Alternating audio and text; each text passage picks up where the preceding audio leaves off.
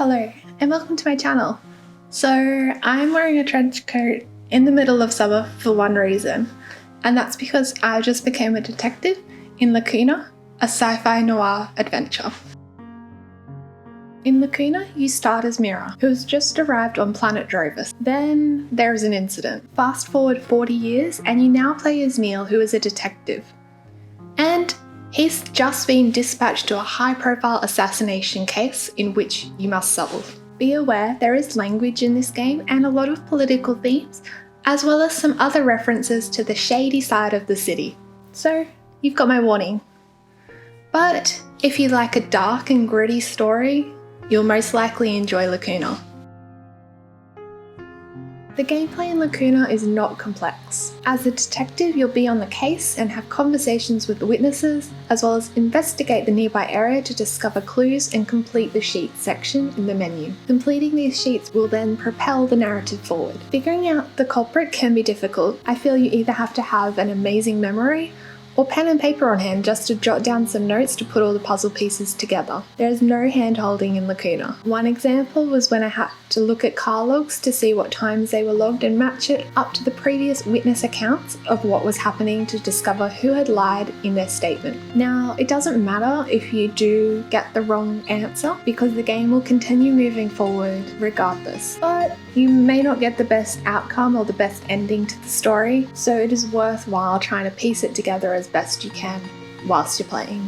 In Lacuna, key details in logs or in news articles are highlighted so you don't miss them, but you will be spending a lot of time reading or going back through these logs to understand the full picture. In a sense, I really enjoyed the game because it was challenging, and yet it still had everything you needed to solve the case that was given to you.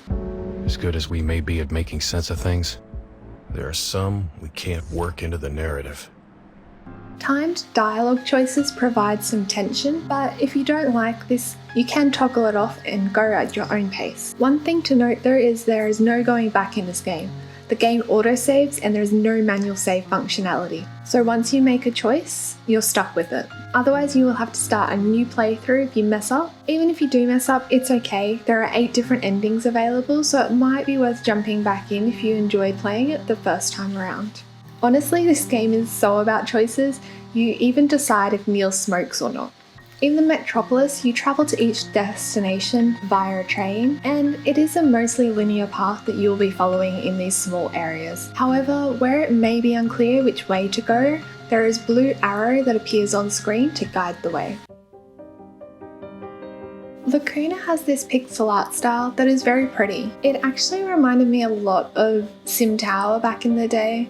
Except this was a sim tower where you could actually explore the city. During Lacuna you can run, but you walk by default, and at times I found myself just walking to take in the atmosphere of the metropolis that is full of life. Now during your investigation you will travel to several distinct settings within this metropolis.